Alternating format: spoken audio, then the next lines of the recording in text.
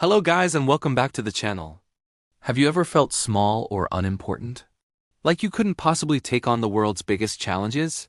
Well, today, the story is all about how a little bit of cleverness and a whole lot of courage can change everything.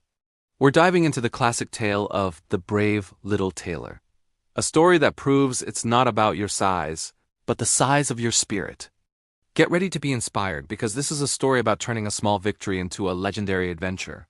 Once upon a time, in a cozy little town, lived a tailor. He was a simple man, good at his job, but mostly unnoticed.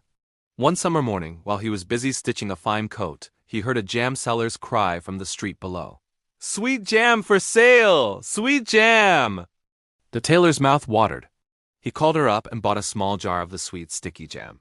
He spread a thick layer on a slice of bread and set it beside him, planning to enjoy it after he finished his seam. But the sweet smell attracted a swarm of flies. They buzzed around his bread, landing all over the jam. "Shoo, go away!" he cried, waving his hands. But the flies were persistent. Annoyed, the tailor grabbed a piece of cloth, took a deep breath, and WHAP. He slammed it down on the bread. When he lifted the cloth, he was astonished. He counted them one by one. 1, 2, 3, 7. He had defeated 7 flies with a single blow. 7 at one blow, he exclaimed, puffing out his chest. He felt incredibly proud. "The whole town must know of my strength," he declared.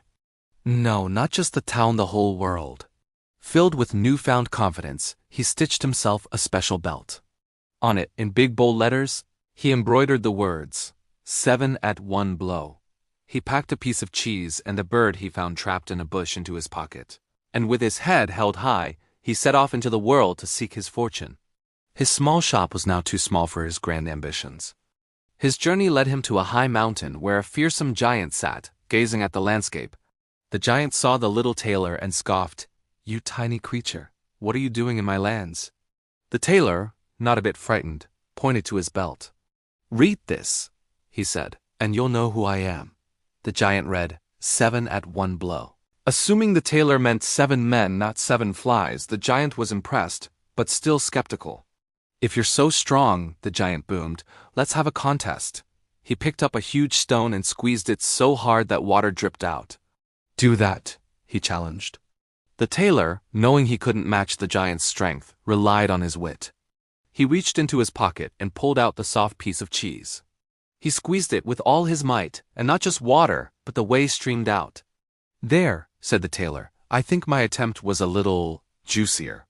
The giant was stunned. Next, the giant picked up a stone and threw it so high it almost disappeared from sight. "Match that," he said. The tailor smiled. He reached into his pocket and took out the little bird. "My throw is so good," he said, "that my stone will never come back down." He tossed the bird into the air. Delighted to be free, the bird chirped and flew away, disappearing into the blue sky. The giant, unable to see the bird, believed the tailor had indeed thrown a stone that never returned. Completely convinced of the tailor's power, the giant invited him to stay in his cave with other giants. But that night, the tailor overheard them plotting to get rid of him.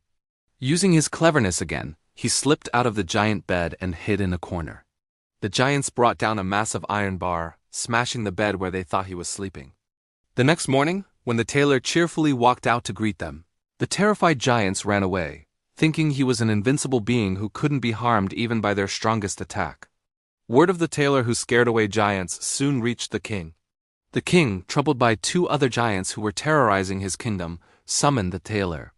"If you can defeat these 2 giants," the king promised, "you shall have half my kingdom and my daughter's hand in marriage." The tailor found the 2 giants sleeping under a tree.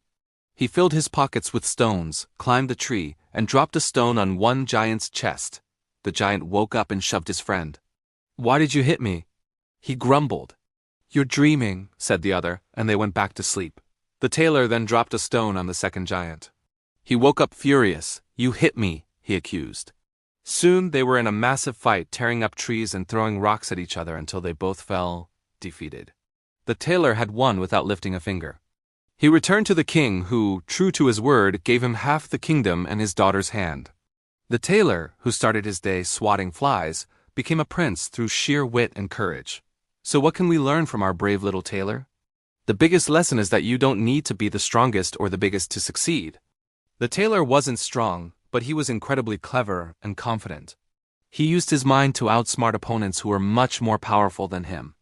He turned a small, everyday achievement into a source of immense self-belief, and that belief carried him through every challenge. His story teaches us that creativity, quick thinking, and courage are your most powerful tools. So next time you feel small, remember the tailor. Think outside the box, believe in yourself, and you might just find your own kingdom. Thanks for watching.